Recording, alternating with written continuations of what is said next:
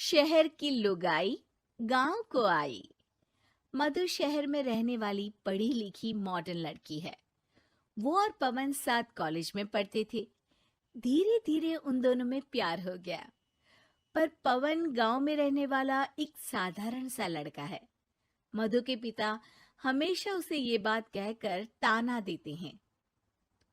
तुम वहां गांव में कैसे एडजस्ट करोगी? शादी करके तुम गांव तो चली जाओगी, पर अपनी सारी मॉडर्न सोच और चीजें यहाँ शहर में ही रख कर जाना।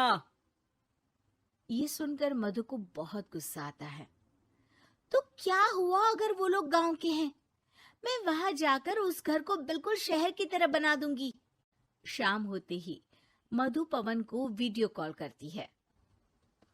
अच्छा हुआ तुमने वीडियो कॉल कर लिया। हाँ, मैं तुम्हें आज अपनी माँ से मिलाता हूँ। अरे बिट्टू, क्या कर रहा है? ये क्या है? दूर करना इस टुनटुने को। जाने कौन दिख रहा है इसमें तो। अरे माँ, आपकी बहू का वीडियो कॉल है। आप इसमें अपनी बहू से आमने सामने बात कर सकती हैं। नमस्ते माँ जी, कैसी हैं आप? अरे जका, ये बहू ने अपने कानों में क्या लगाया है? जो कैसे झुमके हैं? झुमके नहीं माँ जी, इन्हें ईयरफोन्स कहते हैं। इससे सामने वाले की आवाज और अच्छे से आती है। मैं आपको भी ला कर दूंगी। अरे नहीं नहीं, हमें नहीं ना चाहिए। हमारा कान बिल्कुल ठीक है। हाँ। माँ जी की ये बातें सुनकर मधु को अपने पिता की बातें याद आ जाती है और वो उसी वक्त ये ठान लेती है कि वो अपने ससुराल को एकदम मॉडर्न ससुराल बनाकर रहेगी। कुछ दिन बीत जाते हैं। पवन और मधु की शादी हो चुकी है। आज मधु का अपने ससुराल में पहला दिन है। माँ जी, मैं आपके लिए एक तोहफा लाई हूँ। अरे इतना बड़ा तोहफा! अरे क्या लाई है रे इस बड़े से बक्से में? मधु बॉक्स खोलती है। ये क्या है? ये वैक्यूम क्लीनर है। मैंने आपको झाड़ू लगाते हुए देखा तो सोचा अब आपका काम आसान हो जाएगा। अरे वाह बहू वाह, तूने मुझे झाड़ू लगाते हुए देखा तो तू मेरा हाथ से झाड़ू लेकर खुद भी तो लगा सकती थी ना। पर नहीं, तूने तुझे मशीन लाकर मेरे हाथ में दे दी कि यह काम हमेशा मैं ही करूं। ये आजकल की शहरी छोरियां बिल्कुल नहीं बदलेगी।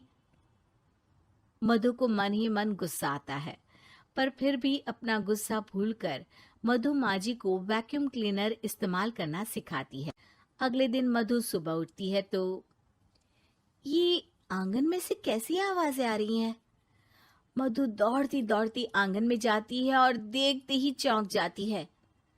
अरे माँ जी, ये आप क्या कर रही हैं?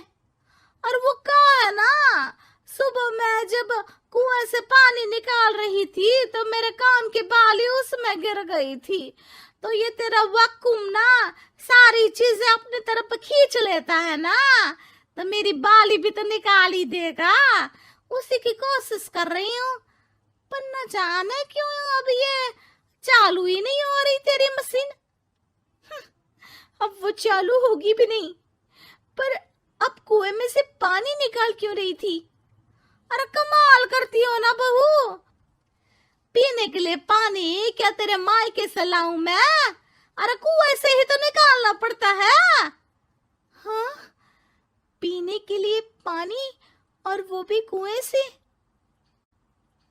मधु दिमाग लगाती है और थोड़ी ही देर में घर में वाटर प्यूरिफायर लगवा देती है। ये देखिए माँ जी, इसमें बस एक बार पानी भर देंगे तो नल में पानी साफ होकर बाहर आएगा। अरे वाह रे बहू, ये तो बहुत ही बढ़िया चीज है। रात हो जाती है।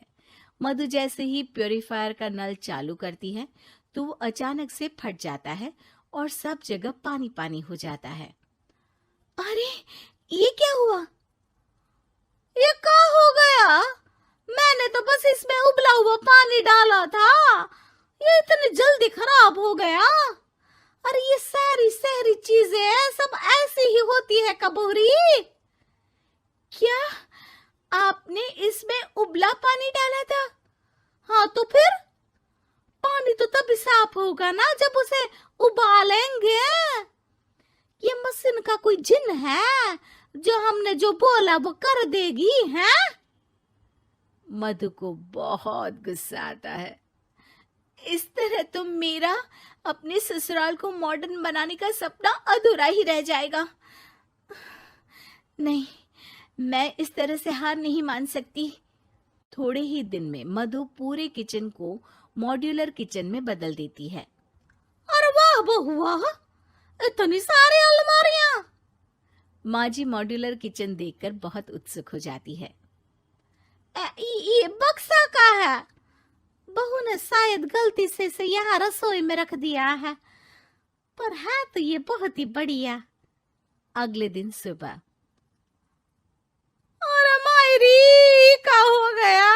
मैं तो बर्बाद हो गई। मेरी सारी पूंजी जलकर राख हो गई। हे राम, अब मैं क्या करूं? माँ जी की रोने की आवाज सुनकर मधु दौड़ी दौड़ी किचन में आती है और इतना धुआं देखकर घबरा जाती है। ये सब कैसे हुआ माँ जी? ये आग कैसे लगी? ये सब तेरा इस मॉड्यूलर किचन की वजह से हुआ है, और ऊपर से तूने तिजोरी जो रसोई में रख दी थी, मैंने जैसे ही अपने गहने और पैसे इसमें रखे और बाहर से इस ताले को घुमाया, ये तो 5 मिनट में ही आग बबूला होकर फट गया। अरे माँ जी, ये तिजोरी नहीं है, ये तो माइक्रोवेव है। इसमें गहने नहीं रखते, खाना गर्म करने के लिए होता है ये। और ये जो आपने घुमाया ना, ये ताला नहीं है, आपने इसके टेम्परेचर को फुल कर दिया, इसलिए ये फट गया। माँ जी और जोर जोर से रोने लगती है।